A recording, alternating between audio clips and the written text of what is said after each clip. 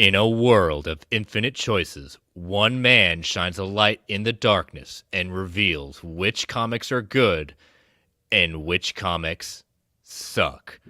Welcome to Omnidog's Vault.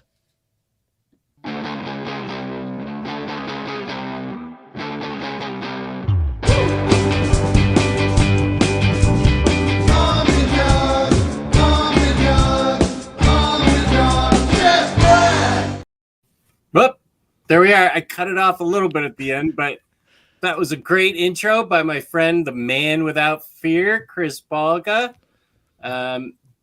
So it actually kind of ASMR guy, right? That's what we were going for. Yep, there's my man Top Gun. I heard his voice when Chris originally had me on a couple weeks ago on his podcast about a book that was special to me. And oh, you going to bed right away, Top Gun? Didn't you rerun you out of town earlier, me or Chris? Chris is a podcaster of renown, and I was on his show, and I noticed not only did he have a really boss microphone setup, but he had a really good radio voice, and I thought I should have him do a voiceover for the show. So that's what I just started the show with, and it was really good, and I really liked it. It's tricky with that little 19-second clip, the Omnidog thing, but it's good enough. I liked it a lot. I mean, I think it sounded good, but I'm biased, you know. And I sent it to my daughter and her roommate. They're the ones who helped write the copy last night. There we go. So we are live, and don't forget, if you want to contact me, omnidogsvault2@gmail.com, and Organic Price Books, code Omnidog, and 5% off shipping 3 or more books together. Omnidog, ship it together. And I just heard a ding, which reminds me I need to close my mail. But we also, besides getting into Chris's origin story, as he said, oh, here's Max. What up, dude? How's it going, Max? The last live show I watched with Chris Balga as a co-host was OPB Live show last year. Yep. What was that? JP and a bunch of some of our from our Jabroni chat would do occasional live streams through the I guess probably either OPB StreamYard or Mitch's StreamYard at that point. So, but then JP got very busy, and we haven't done one in a while. So, and is it just talking about comics or comics are coming talking in? Comics, talking about what's new at OPB, talking about the new releases. So. But as we all know, JP's a little busy kind of guy running a shop. So yeah, and he just moved recently too, or something. Yeah, right? He got his dream home. Oh, his dream home! Whoa, good. Super laugh hard. Just don't brag, but this show is going to be awesome. Sorry, I can't catch this live. I'm just here to hit the like button and to help the algorithm. I'll watch later. Have fun, people and others. Have fun, people and others. X. Dr. Elevator's here. Whoa. Whoop, whoop. Nice. I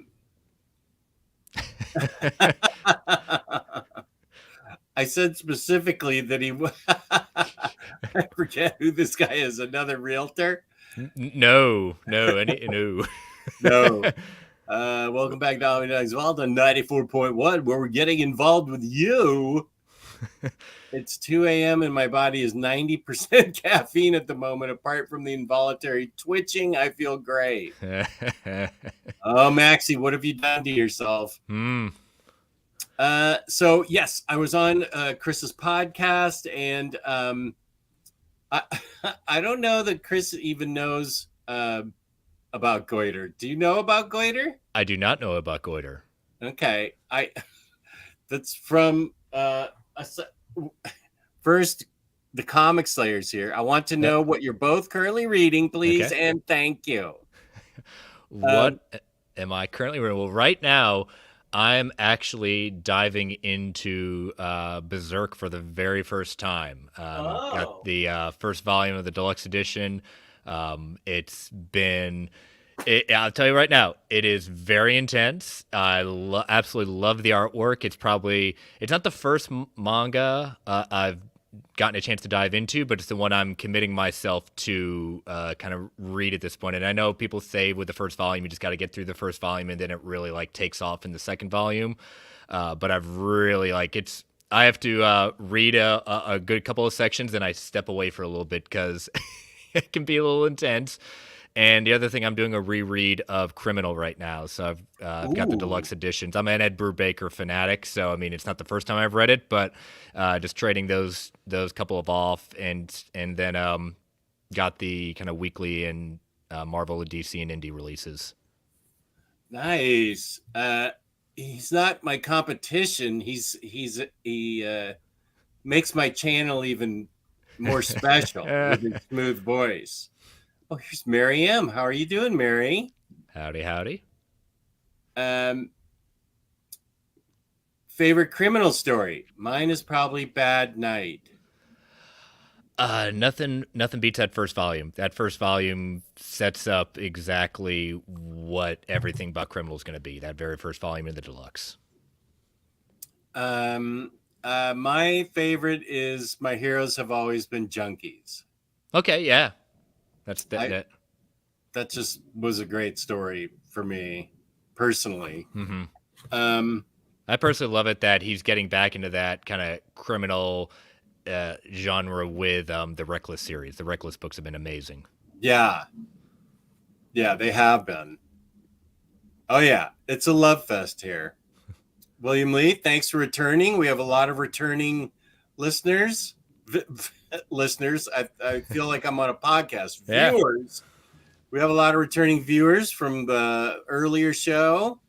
Uh, is this a friend of yours, that Brent is my Clark? that is my co-host on Marvel Alliance. I dropped it in our network chat saying, "Hey, if you're bored, you want to check us out, feel free."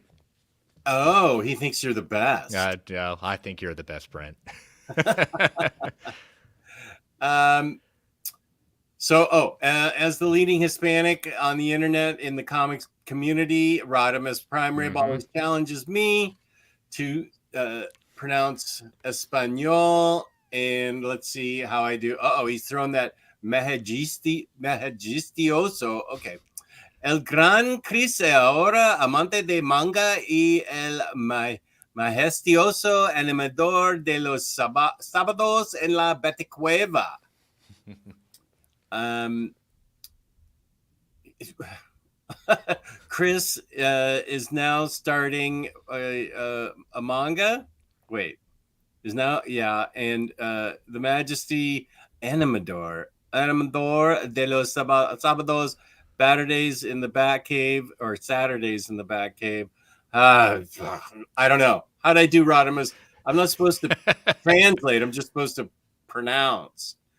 And all of these that James is putting Thank up you, James. in my description.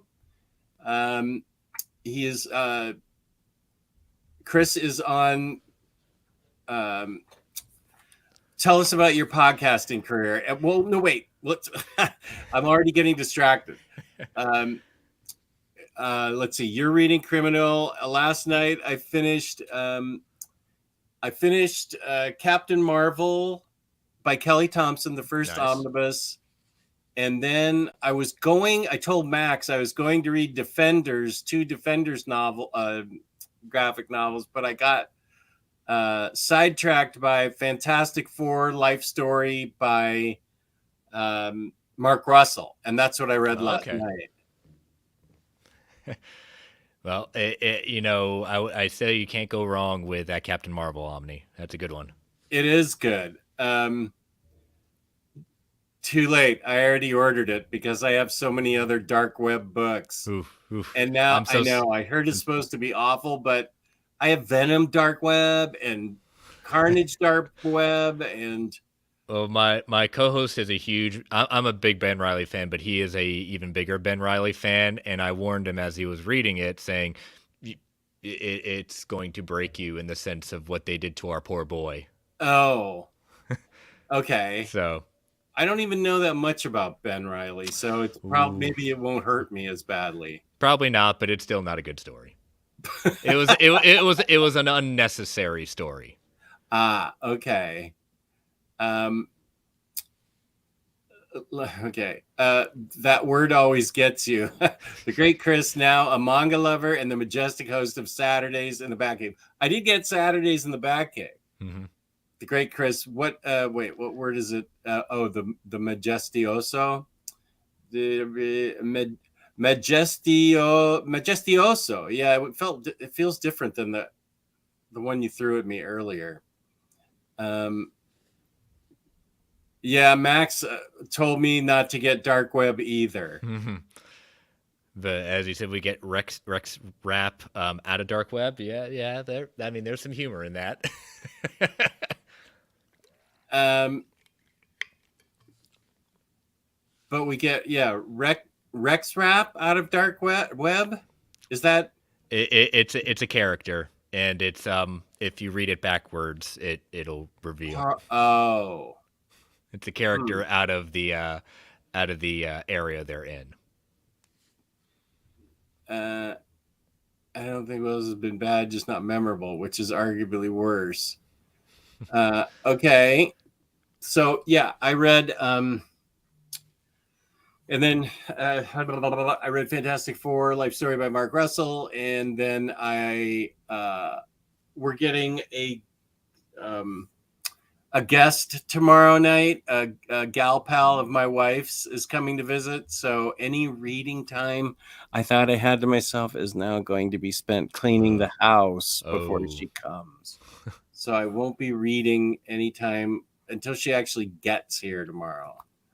But this is what goiter is, and this is what Psycho Cleveland, Okay. Psycho Cleveland has said. He sent me several of these.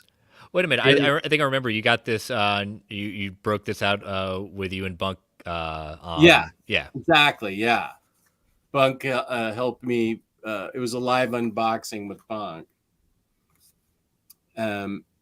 Omnibuddy's here. So much smooth butter in my ears right now between the two of you. We try. Omnibuddy lit up a neon there. Nice. Yeah, did you hear our introduction there, Mitchie? The one that he ASMR'd on? he got me first. I did. That's what my goal was. Number one. I'd go with Bad to Awful 2, which is extra disappointing. Wells has done some good and or fun Spidey issues. Gosh, now I can't wait to get this book. I can't wait to read just how awful it is. It's definitely not the worst thing I've read, but it's definitely I've read far worse than this, but it's definitely will be very bottom tier for Spider-Man. It's my own song. It's not like I played it on the ukulele and my ukulele apology. It's my own song. The latest Spider-Man issue didn't make me scream into a pillow. Yeah, that's accurate. I'd say that's accurate. It didn't make me scream. It definitely. I think my favorite read this week was the miniseries that premiered, Days of Future Past Doomsday. It's a miniseries looking at what led up to the events of Days of Future Past. Oh, I really enjoyed it. I thought it's within the first page or two, it doesn't pull punches. Okay, say that again. It's called Days of Future Past Doomsday. It's a mini series about the events that we get to in Days of Future Past. Oh, okay. So we've always had hints around that. We've had talking about it. We've never quote unquote seen the events that led to that. Okay. So, nice. Oh, here's travel content creator Samantha Jane from slightly left of Down Under, I guess, depending on how you're looking at the globe. She's our New Zealand correspondent Okay. and a travel content creator. Love it. That's right. I know about the ukulele apology. I know that she. Yes, this is probably big news to you, Comic Slayer, that I know about this person. I even know that she monetized her ukulele apology so that nobody could use it without paying her. And so now people are questioning whether or not that apology was legit. And of course, it was completely not legit. Right, she didn't apologize. It was an apology with quotes. And the fact it's not a good look that she copyrighted the music, her ukulele music. Now, my daughter said she wanted me to do something similar to that, and I said, well, all I've got is the mouth harp, so I can do like, I'm not sorry. I deny everything. So I mean, I could do that. I mean, who knew you were going to get some musical treat tonight, ladies and gentlemen? And evidently she didn't monetize. Someone else put it on CD, baby, per her lawyers at least. I love that Kristen and I are now having a chat about I forget what her screen name is. She should have just done a ukulele cover of Leave Me Alone by Michael Jackson. For a number of reasons would have gotten the same result. Probably. He. So yeah, okay. I do keep up sometimes on pop culture. Just a little bit. A little bit, just to be able to talk to my daughter. Send you a video of Reed from last night you'll be interested in. Haha. Okay. That's awesome. Okay, so we covered Goiter and Miranda Sings. That's right. Yeah. That's her stage name or whatever. So tell me your before I get 90 minutes behind in the chat, let's hear your I put in a ton of places for people to hear you in the description box. Chris has quite a few places where his podcast appears. Mm-hmm. You and I did a podcast. It was just you and I. Do you have them where you're with other people speaking about comics? Yeah. Well, I'll kind of leads me to the kind of the origin story of how I got into podcasting. So started podcasting in May of 2019 with my show that was just straight up my show, not on any network, called World's Finest True Believers. And started that in 2019.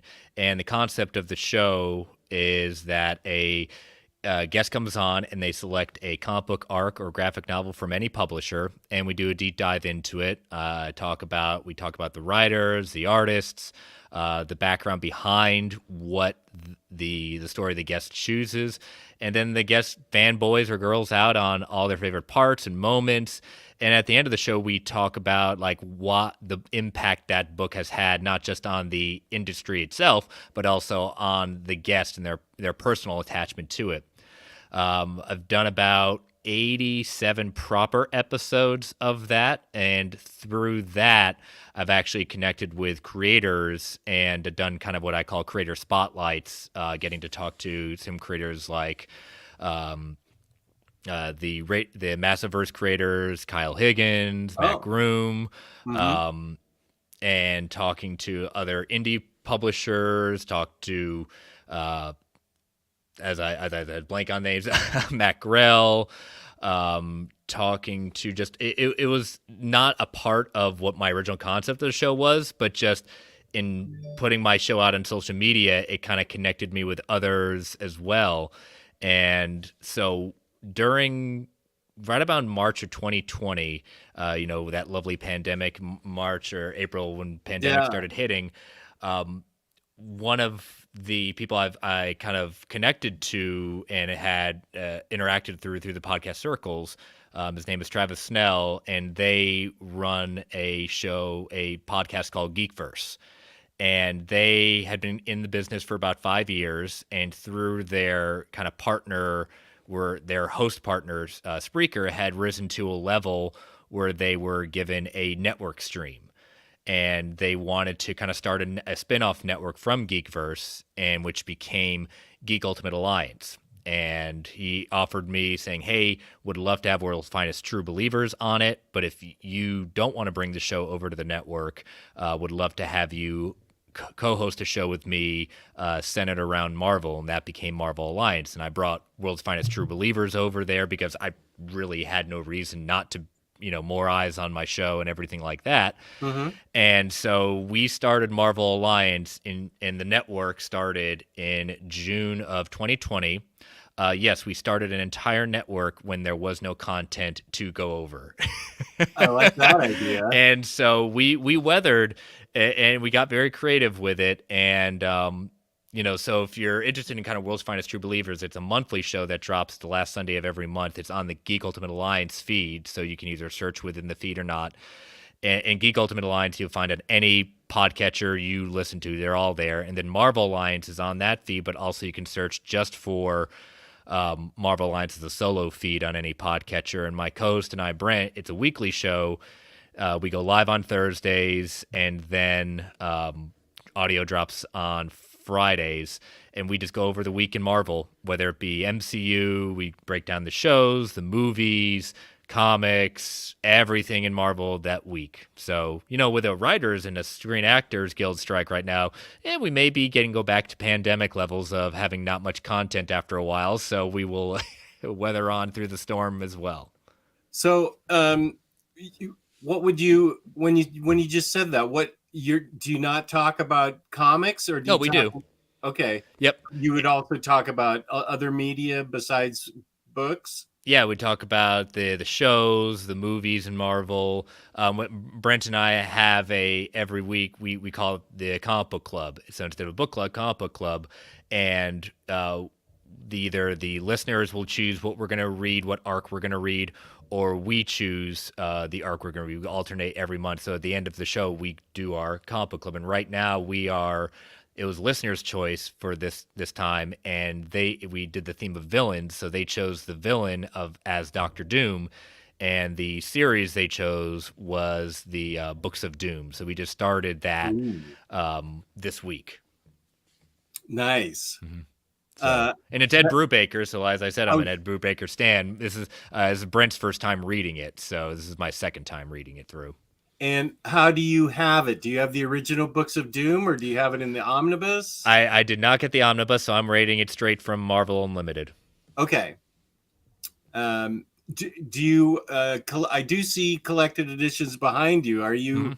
Mm-hmm. Is that your preferred method of reading? Are you more of a singles guy? I got out of the singles business a long time ago. In fact, I sold about 95% of my collection to JP at OPB. Oh. And just because I didn't need them anymore, I kind of kept my select. I have now two very small boxes of just my personal favorites and ones that I may sell or slab one day, just there at that point.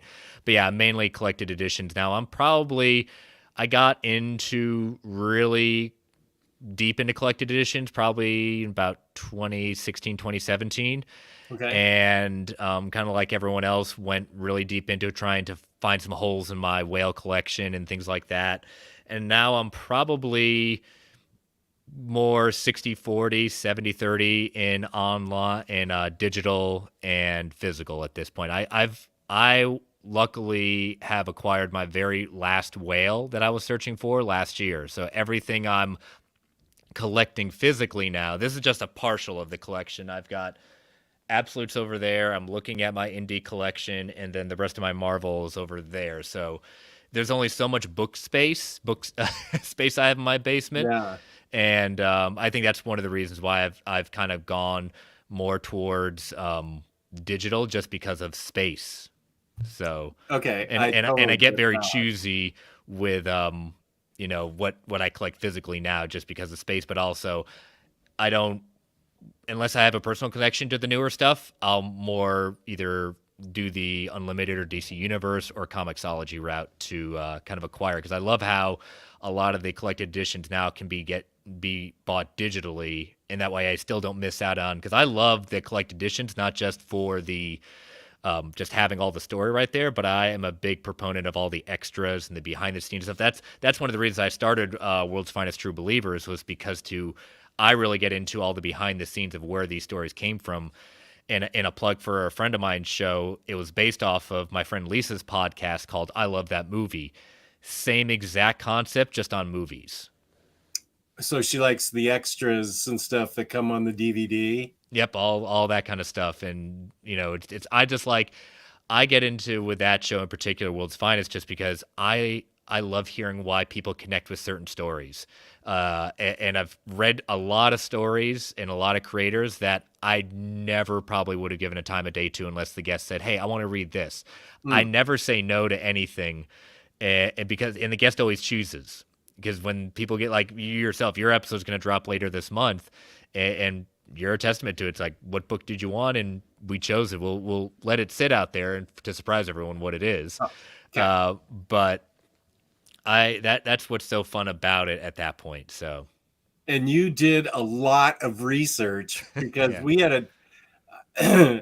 we had a deep, you did a deep dive, as you said, into the research too. Mm-hmm. Because we had a conversation that I don't know that I've had with anybody about, like, what the times were like when I was into that particular book, and what sort of the zeitgeist of America was at that particular time. Mm-hmm. And you really had done your homework, so it was really great to talk to you about that book. Yeah, I like I said, that's one of the reasons it used to be a bi-weekly show, but a few things happened this year with a number of behind the scenes stuff. A number of guests had bailed on me last minute, and a couple never rescheduled, and so kind of keeping on a schedule, trying to do that, it just became a little chaotic trying to get people last minute to do. That's why I usually have like 1 or 2 episodes banked just in case that happens. But now going to a monthly version of this show, it allows me, one, the opportunity to give guests a lot of time to say, okay, where in this month would you want to kind of record in? And it gives me the time to research and get all the kind of information to do. I believe in quality, putting out a quality product, just like you. And so I want to make sure that do I? I think you do, but that's just me.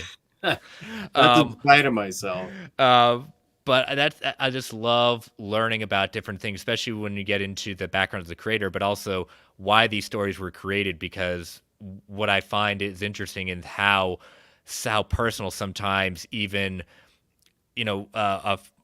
our head of our network, Travis, I recorded with him last night for an upcoming episode next month, and it's Jeff Lemire book, and talking about how he, when writing the book of choice, was that he himself had dealt with mental illness and personally, and that he connected with that and wanted to bring that out into the character. So, here's Gary, a longtime fan of the show. I haven't seen you in a while, Gary. Good to see you. Here's somebody that didn't stick around long. Your partner. Goodbye. Didn't even make it half an hour. He's got family and kids too, so I'll forgive him. He did plug the show on Twitter. I just saw that he tagged it on Twitter, so he's plugging it on Twitter. Well, good. That's good. Yeah. So does this mean Jess's Discord will become a network? I still have to go into my own Discord. I need to see what's going on in there. James now says, now that you are up to date with pop culture, did you see that new Universal Monsters Dracula series? I heard about that. I only heard about it, but I don't know anything about it. Tiny Onion and Martin Simmons coming out in October. I only heard roughly about it, so I don't know anything other than that that it was coming out. Hmm. Here's a good question I was going to ask. What was Oh, the last whale you got? I'll do one better. I'll show it to you. Give me 1 sec. I'll grab it. Okay.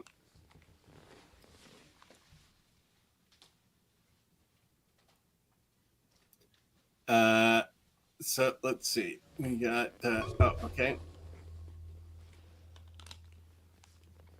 Always never be without it nearby. So that would be Ah. JLA Avengers, the slipcase edition. Okay. So yeah, Very that nice. was my final whale. Doesn't mean I'm not. It just means my whale hunts are done. And but yeah, like I said, I've been more selective just because of space. But it's something about like having every book that I have in my collection has a personal connection to some way, either just besides loving the story or a certain time or creators and everything like that. So quality without editing, even harder to accomplish, if you ask me. Whereas Josh says, quality, just won't edit. What's going on? Freddie, impossible for me. That's fair, Larry. My work is also better with little editing. I think Jess just wants to live stream 24/7. I mean, you did go pretty long this afternoon with Taylor. Yeah, but I know we sort of have a hard out tonight, and I now with the news that we have a guest coming tomorrow, I actually can't go till midnight, and I don't see Cycle Cleveland in here demanding that we go till midnight, so that's good. The night is still young, Jess. The night is still young. So okay, so you're available on all various podcasts, Spotify and Apple, and all those things are underneath in the description. And one thing I'll say, what I like about our like not just World's Finest, but like Marvel Alliance with our network, like Geek Ultimate Alliance, the network itself. You can find every single show. We have shows about Star Wars, DC, animation, film. We have a show called Walk the Verse. My friend Joe, he was in the chat just a little earlier. He hosts a show called Walk the Verse, Walk the Multiverse, that looks at everything that we don't have a name show for, like indie products, like all these different things that he talks about. It. So we literally have a show almost every day of the week. Goitercast. Yep. Goitercast. There we go.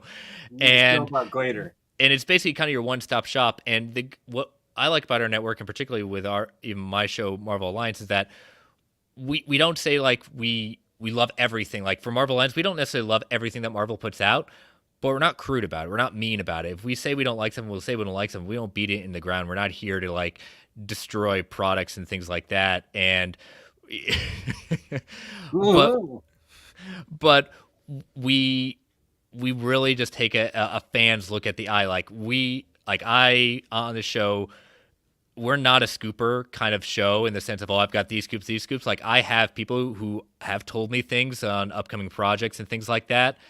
And I'm not one putting it out there to get clout, nor do I break it on the show. I may make mention of saying, yeah, maybe my sources tell me this or this, that, and the other. But I like it that we're more of a news aggregate and giving our listeners a chance. Like if you don't have time to go pay attention to Twitter or go to all the different blog sites, like we'll break it all down for you. Like right now we're opening each show with our probably about 30 to 45 minute breakdowns of the Secret Invasion show. Each episode we're doing a breakdown of it at that point. And I point out, my co-host and I point out all the Easter eggs, go through the whole episode, talk about our theories, things like that. So it's a really fun and relaxing time. Actually, here's a good question from Josh, who has his own work that's awesome. If you're an indie creator, how can one get their work to you? If you're an indie creator, how can one? Josh is the indie creator. Okay. He wants to get it to you. Okay. To like review, or if you want to be on my show, I mean, you can. Just trying to figure out. Are you on Twitter, Josh, or Threads, or Facebook, or anything like that? Oh, Threads is already getting a mention, so you're already fully into that. Instagram at that point. If you go under some of my contacts that should be in the show notes below at that point, you can definitely find me on Instagram, Threads, Twitter at that point, feel free to kind of DM me and we can connect that way. I can serve as a conduit. Oh, good. Excellent. Yes. Awesome. Yeah, just message me. My DMs are all open. So feel free to message me. We can connect about that. There's Josh on Twitter. I will add you as we speak. Okay, good. Yeah, I have. Now, I don't have it with me, Josh's book. I thought I had it right here. What the? I may have moved it upstairs to continue to read, but Anyway, it's awesome. I really like it a lot, and I need to finish it up so I can review it. Gosh darn it! I thought I had it right here.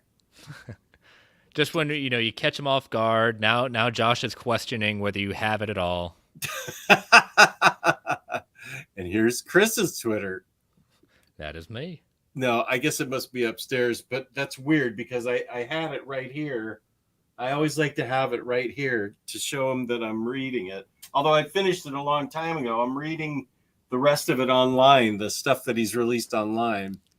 And I just followed you on Twitter, Josh. So feel free to DM me and follow me on Instagram and all that. I just really got back into Instagram and I deleted my old one and put out a new one and fresh. And it's so much. I like keeping it clear as much as I want. So. Okay, my daughter loved the intro. Oh, good. He's not only the creator but publisher and distributor. Hey, one-stop shop. Eliminate that middleman. Yeah. So Marvel Alliance, are you mostly a Marvel reader? Is that your wheelhouse? I'm a lover of all at that point. I got started. My very first comic I ever bought with my own money, and I still have it to this day, is the if you remember Superman coming back at that point, the issue that he's back, it's that green holofoil cover where it says he's back at that point. That was my very first comic I ever bought. So was that sometime around like 94, 95 then? Maybe. Whenever his return came back, we'll go with maybe. Sure. I feel like the death of was 94. So maybe it was like a whole year till he returned. It's all sort of a blur to me right now. Gosh, that was 30 years ago. It's hard to believe. Yeah. But yeah, so I was Marvel and DC primarily, and then took a break from collecting singles when I was out of getting kind of into high school at that point. Took a big step backwards in not collecting anything at that point. And then when I got to college, I think it was my first or second year at UNC Chapel Hill, a friend of mine got me back into it. There was a local comic book shop, no longer there anymore, unfortunately. And the first issue that got me back on to collecting was Identity Crisis. And I know it was a very controversial book, and I totally get it. But that book showed me what comics had become during my absence. And that book will always hold a special place. It's one of my favorite books of all time. During pandemic, someone was selling the out-of-print Absolute for a price I couldn't even imagine how low it was, and it was in perfect condition. Got that, and I got to meet last year Brad Meltzer and got him to sign it during his book tour. And just told him, I said, you have no idea what this book had meant to me in getting me back into collecting and showing me what comics had become, that heroes can have kind of deep personal issues and what it led to. But in college, I really started finding out, like recently during the end of my college years, indie comics and understanding what that was all about. And really, I find more, I'm getting ready to turn 40 next year. I find myself drawn more to the indie, Image, Dark Horse, Boom, all those studios and publishers with the stories they're putting out, and just finding more connections. Because I love art. The artwork is, if you're enjoying comics, the art's got to be good. But if I can't connect with the story, I'm it's got to find a way. I just can't go back to. I can appreciate what the '90s were and the all the action at that point, but the story is really what grabs me. Yeah, I agree with that completely. I know exactly what you're saying. Mm-hmm. Matt D, I saw your Instagram account a few days ago, Chris, and gave you a follow. Thanks for the follow back. I'm glad I followed you back because now I'm I'm getting back into Instagram. So if I didn't follow you, please let me know, and I will fix that momentarily. And Josh just added you on Yep. Instagram. Good, good, good. Making things happen here. Yep. I haven't been on Instagram recently because I haven't had anything interesting to post. I feel like all these, I don't, everything I do, I think just comes out on YouTube, and I don't have much left to, I guess I could be doing, I don't want to say what I think of a book on Instagram because I feel like that preempts my review of it on YouTube. So maybe I need to figure out a way that I can do both. And one doesn't, I'm not favoring one over the other. Well, it's I've tried to, even though I know Twitter's a cesspool these days at that point, and Threads is a little bit better, and Instagram seems to be positive at that point. I'm mainly just following either content creators or good people like our lovely audience here. Okay, wait. Here's something that James Abel says that I can. Okay, this is something James says I can post. He created this for me. Oh, okay. And so let me see if I can show properly.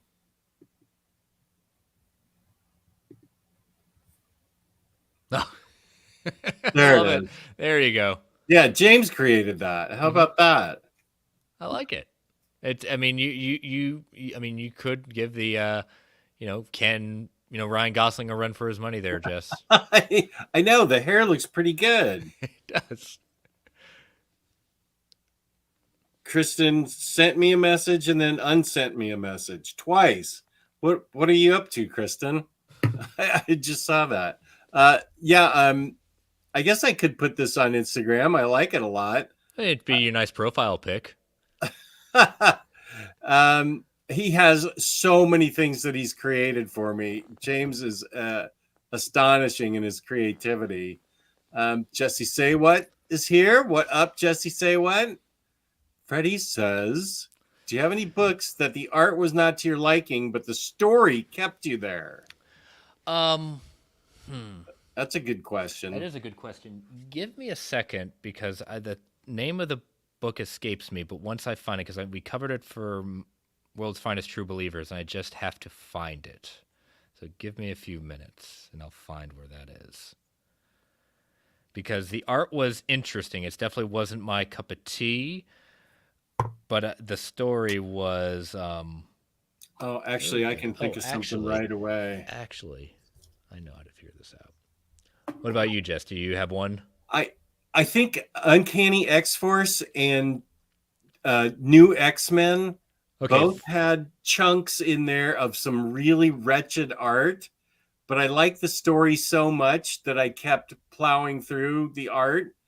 I can't even think of who the artist was in Uncanny X-Force, and I can't really remember the guy's name for New X-Men. But I feel like the artists were capable of better, and it looked like it was really rushed. So I don't blame the artist in particular, but it wasn't really good. But the stories were so great that I just was like, I don't care. I have to keep going. I'm going to plow through it to get to the other side when we get the regular artist back or the art picks up. Mm-hmm. And I have trouble even saying like art is bad. I'll go with like it's just not my tempo. If anyone's a fan of the movie Whiplash, that's one of my favorite lines in the movie. Not quite my tempo, because again, what I don't necessarily appreciate as much could be someone's best. Now, the book in question, the graphic novel, is It's a Bird. It's by Stephen T. Siegel. Oh yeah. and it was on it's on the Vertigo side at that point, and we did it for my show. My friend Dave brought it on there, and it's an interesting story in the sense of it's kind of slightly autobiographical that chronicles his thoughts on how to approach as a creator, like he's been asked to write a Superman story. So the art is not necessarily something that's pretty, and I don't think it's meant to quote unquote be pretty. It's definitely it's very much a kind of a sketch kind of look. It's got color to it, but it's an interesting story. I like the story a lot more than I did the art. I remember really liking the story. Mm-hmm. That book's been out for a while, and I don't even remember if he ever did write Superman. Did he? Because I know it was all. I know it was how he was wrestling with it, and but I can't remember. Did he actually break down and do it? Because he had mixed feelings about doing it. He's done a few Supermans. He's done a few Supermans here and there. He did a 10-issue run in 190 through 200 in 2003 to 2004. So he did write. Okay. Superman. Yeah, he did House of Secrets with Teddy Christensen. Yep. Again, it worked for the book. It's just not an art style like I would be like, oh, I need to have that hanging on my wall. So that's why I say I don't. Yes. Is that who did It's yes. a Bird with? Mm-hmm. Okay, so he's partnered up with him twice then. Yep. And like I said, the story is great. It's just the art style not my tempo, but it doesn't mean it's bad. I like I said, I really don't like saying the art is bad. That's good. That's a good way to put it.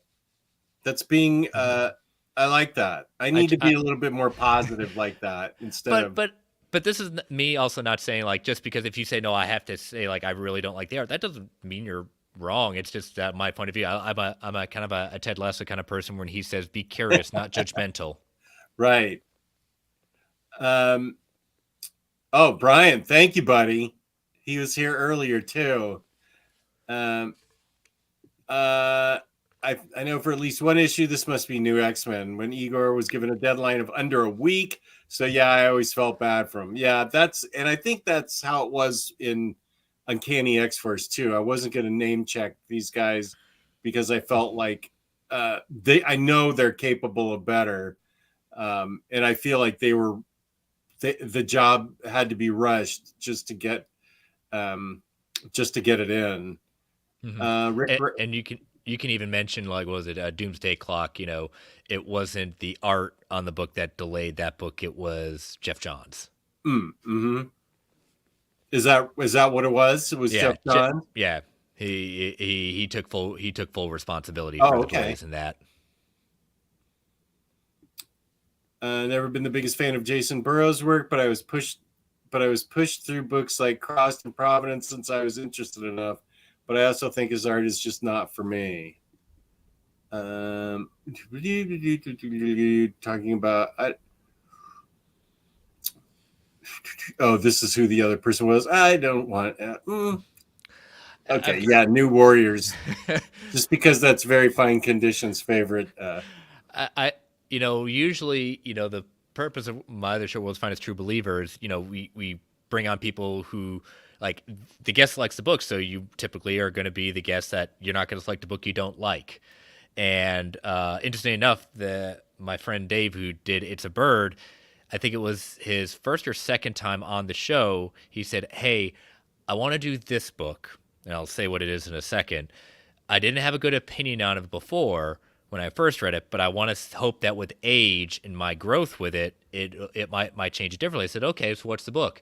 Superman for Tomorrow. I said, okay, I also have problems with that book in some ways, but I'll also give it another shot too. So we get ready to record, and he says, Chris, I don't know how to tell you this, but after rereading the book, I hate it more. I don't know if you want to still record. I said, well, what specifically do you not like? I says, I don't like Azzarello's writing of Superman. He said, I love Jim Lee's art. I say, okay, we can work with this, and it's probably it's the funniest episode of World's Finest in my opinion, just because of the concept of, well, you know how we say we like all the books that the guest chooses? Well, in this case, not so much. uh, But we present it like we just say that Azzarello is just not the person to write Superman.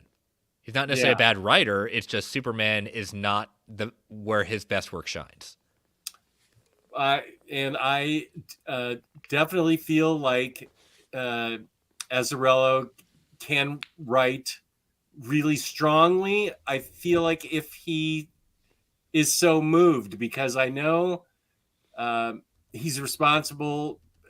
Well, he's responsible for one of my all-time favorite Batman stories, and that's Night of Vengeance from Flashpoint. But then you've also got Batman Damned, which I genuinely despised. And part of me feels like that can't all be Azzarello, because I feel like maybe editorial stuck their hand in there and mushed things around, because I don't know. I just, looking at all of Azzarello's, I understand what you're saying about Superman. That's generally the consensus on that book, and I wouldn't argue against that. But Batman Damned is such a cluster of weirdness and mischaracterizations and stuff that I feel like he was either given bad direction or editorial stepped in and said, we want it to look like this, not that. And we need I don't know. And we need Batman's thing and Batman's, undercarriage to be shown, and then we're gonna get sketch. We're gonna pull back on that and say that the Black Label book is not meant for mature. So I completely forgot about that part. Couple y'all out there got a collector's item. Hey, here's Hondo. I was showing Maniac Matt the book I bought based on your recommendation, Wicca. What did Matt think about it, and what do you think about it, Hondo? I love that book.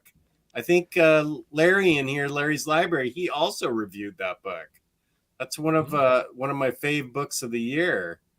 Let's see. Do either of you guys still do single issues? Also, is World's Finest True Believers an Apple podcast? Last episode I can find is 2020, and it looks like Chris answered it. True Believers now on the Geek Ultimate Alliance. Search for Geek Ultimate Alliance on any podcatcher app. What? Yeah. Podcatcher. What? Where am I now? There's a podcatcher app. Well, I mean, there's different kind of, either you can have like Apple Podcasts, or what is it, Spotify, or I use a podcatcher app called Overcast. But yeah, I left World's Finest out there with 2 episodes. One, like on the original feed, it has the intro episode of what the show's about, and then the only other episode that's out there for that feed is announcing I'm moving to Geek Ultimate Alliance and where people could find me. Because that way, if you are looking for World's Finest True Believers, do not search for World's Finest True Believers. You're just going to find that and be utterly confused.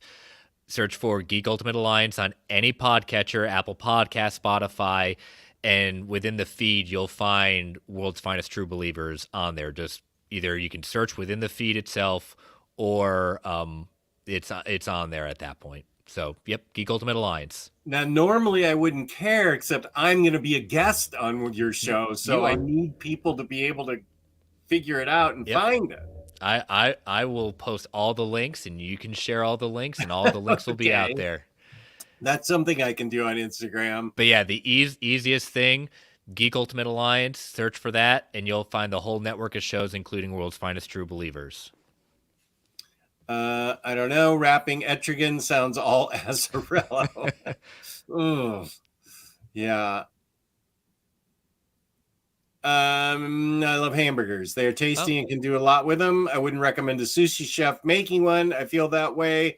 A great creator doesn't always equal a win. I really liked Azzarello's Batman Broken City. I did too. I think Azzarello generally gets Batman, but the early DC Black Label stories seem to be mostly about pushing boundaries, often clumsily. And especially where it was quote unquote the replacement for the Vertigo imprint. and it almost felt like too, it was like a mix between Vertigo being in the DC world and bringing Elseworlds into a different type. Yeah. The Batwang, just after AT&T bought Warner LMAO, what a fun first fire. Wicca, Larry loved it. I thought he did. Okay, and Brad, we're back to your podcast. Yep. Where I will be a featured guest. Yep. Sometime soon. Either, can't remember which Sunday, either next Sunday or the following Sunday, whichever the last Sunday of the month will be. So I will definitely promote it on whatever social media I have available to me at the time. There we go. Which is Discord and Instagram. Or I could promote it on YouTube too if I have a show that day. Yeah, there you go. Let's see. So what have you been what I need to text you something real quick. Okay. But can you tell us what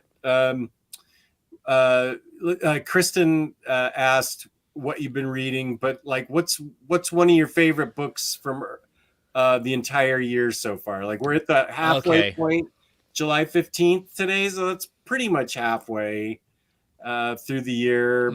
Although would that have been June 15th? Okay, so we're a month past. Oh yeah. We're a month past. So what so far, can you give me a couple of your favorite books so far? Well, I know you and I share an affinity for this one, and it is Superman Space Age. Ooh, that is yeah. that, not just the art, but just it was such a fascinating kind of breakdown of Superman in a different way and looking around. I read Bitterroot for the first time in the collection at that point on vacation, and just was blown away by, I'd always heard how good Bitterroot was, and it just exceeded all my expectations. And getting to meet the creators at Heroes Con, where we surprisingly met in person for the first time. Oh yeah, that's right. And then I saw that the creators were there, and I hadn't picked up on the fact that the creators were there because I haven't read it yet, but I just got the Bitterroot Deluxe, and I've heard nothing but great things about it. And just packed with so many essays of looking at the history of what the book is kind of talking about, and all the different. I'm originally a history teacher, and you are originally, yes. Now I'm a high school administrator. That's right. Yeah. What other books? I started the year reading Catwoman Lonely City, and my goodness. Ooh. That was awesome. Yeah.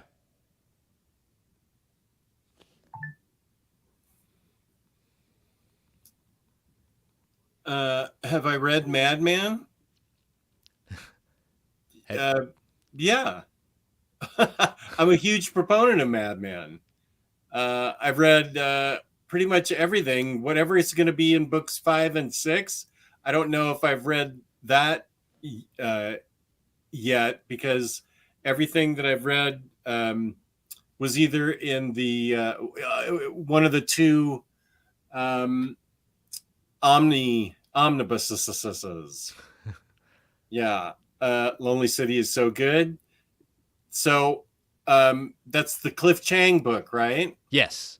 The art, the story. It's probably the best Catwoman book I've ever read.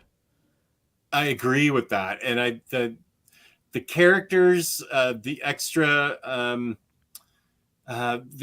what am I trying to say? Not the accessories, the sort of tertiary characters that he brings in from where they are. Oh, and that joke failed. Okay.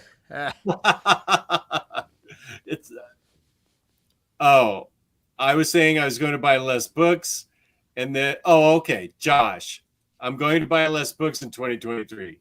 Jess, have you read Madman? Okay, now I get it. Sorry, Josh, that actually was a good joke. I just didn't pick up on it. The extra characters that Cliff Chang deals with there, I thought were so interesting. Where they are in sort of the broken environment that Catwoman finds herself in. I just what he did with sort of just with the whole thing, I thought was just remarkable. And of course, it also pisses me off that not only is he a great artist, but now he's a great writer too. Thanks so much. Now he's both. Double threat. Yeah, thank you very little. Yeah, that was really uh, a lot of those Black Label books that were the oversized ones, like Rogues, and then the Suicide Squad Blaze by Cy Spurrier. I love those too. Yeah. But unfortunately, I have to tell everybody. I just told Chris this. I'm really sorry, but I'm struggling with some really bad pain all of a sudden, and I apologize because Chris has been a great guest, and but unfortunately, this is one of those things that's out of my control. I'm just going to have to go upstairs and take some pain medicine and lie down for a little bit. I'm so sorry, Chris. Oh no, I want you to feel better, buddy. Don't worry about that. We all want you to feel better. Yeah, I'm glad that at least I got an hour with you. I'm not sure what's happening, but yeah, I'm nauseated and I'm getting hot. And that no. Take care of yourself. Totally take care of yourself. Anything is coming, and so I'm really sorry. I apologize to the audience, and I apologize to you, Chris. But thank you for being on, and thank you for being on. You were a great guest. I'm sure we could have gone on for another couple hours. You were so interesting, and I apologize to everybody, but thank you for sticking with me. And I'll talk to you right after this, Chris. Yep. Thank you so much for being on with me. And all of Chris's podcast links are down in the description below. And make sure you go check him out because he has that deep broadcaster voice that is so impressive on the air. So peace and love, and thank you all so much for being here tonight. Thank you. Take care, everyone.